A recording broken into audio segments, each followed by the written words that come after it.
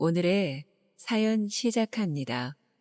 업무로 인해 지방 출장을 많이 다니는 직업을 가지게 된 후 저는 자연스럽게 전국의 많은 호텔, 모텔을 다니게 되었고 그중 한 지역에 있는 모텔에 유독 정이 들었어요.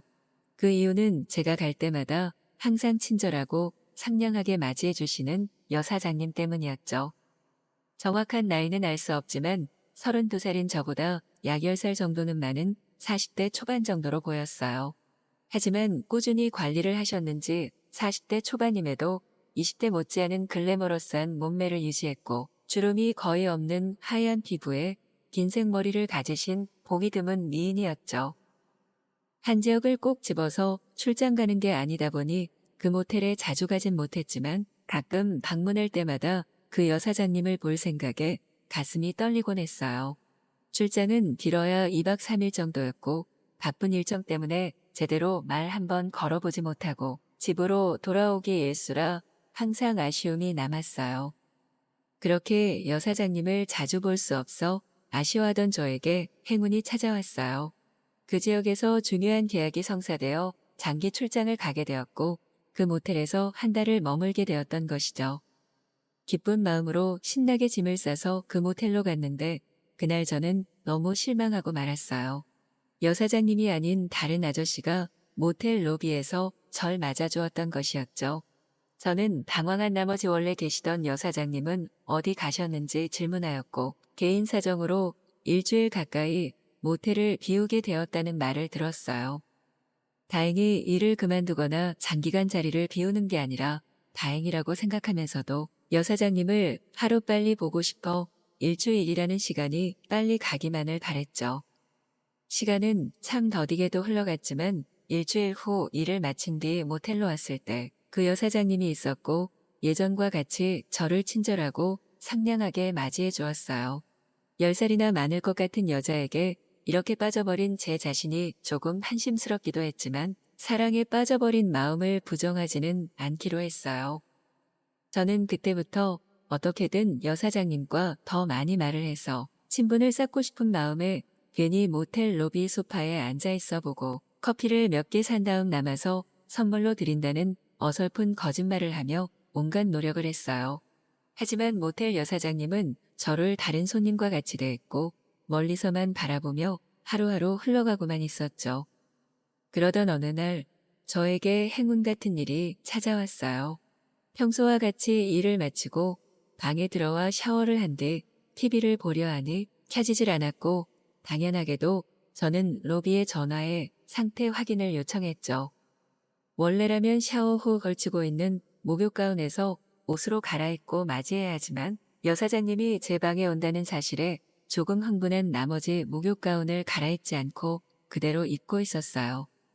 여사장님은 노크를 하고 제 방에 들어와 가운만 입고 있는 저를 보고는 조금 당황한 기색을 보였지만 이내 아무렇지 않은 듯 TV의 상태를 확인하기 시작했어요.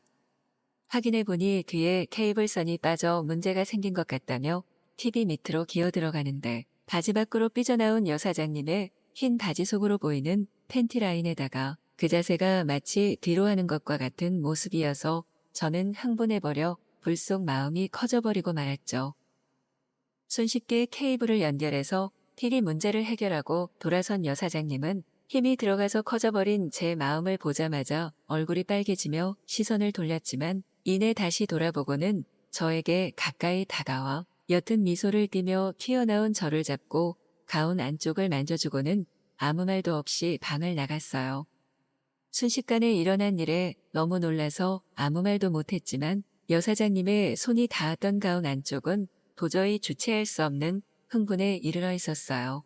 하지만 이미 방에서 나가버린 여사장님에게 아무것도 할 수 없었던 저는 그날 밤 혼자 방에서 몇 번이나 욕구를 쏟아내었죠.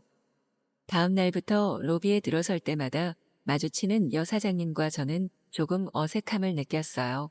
하지만 여사장님은 그런 기색이 하나도 보이지 않았고 평소와 다르지 않게 저를 대해주었어요. 하지만 저는 매일 밤 그 손길을 잊지 못해 혼자 욕구를 해결하고 있었죠. 그렇게 어색함을 느끼며 시간은 흘러 어느새 한 달간의 출장 중 3주가 지나 마지막 일주일만 남겨놓게 되었어요. 여사장님에게 말을 걸어서 마음을 표현해보고 싶었지만 정상적이지 않은 나이 차이와 이곳을 떠나야 한다는 부담감에 용기를 내지 못했죠. 하지만 간절히 바라면 이루어진다고 했던가요? 그렇게 아쉬워만 하던 저에게 행운의 반전이 일어났어요. 그날 방에 들어오니 지난번과 같이 TV가 나오지 않았어요. 지난번에 그런 일이 있었던 터라 로비에 전화를 해야 하나 고민하다가 결국 여사장님을 부르게 되었죠.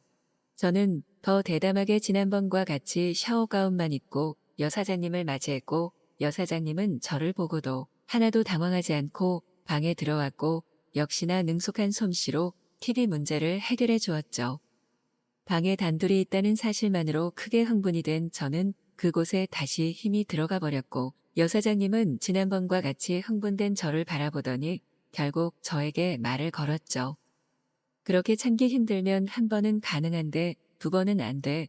이게 무슨 말인가 너무 당황해 몇 초간 멍해 있던 저는 이내 정신을 차리고 마음속으로 이건 하늘이 주신 기회라며 이 기회를 재빨리 잡기로 하였죠.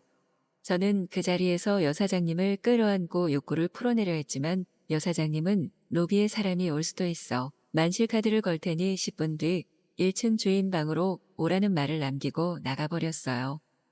저는 1년 같은 10분을 기다린 후 1층 주인 방으로 뛰어갔고 방으로 들어가니 여사장님은 속옷만 걸치고 저를 기다리고 있었죠.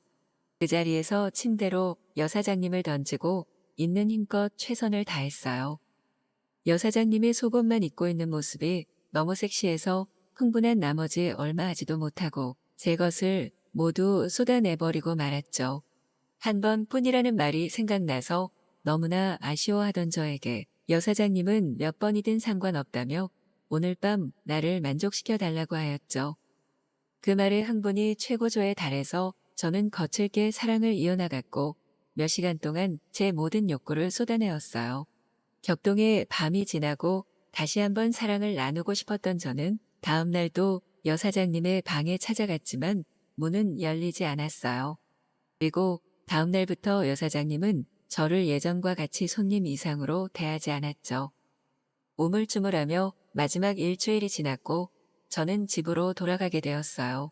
그 이후 저는 다행히 이성을 찾기 시작했고 제 또래의 여자들과 어울리다 여자친구도 만들게 되었어요. 수개월 뒤 다시 그 모텔을 가게 되었을 때 주인이 바뀌어 있었고 다시는 그 여사장님을 만날 수 없었어요.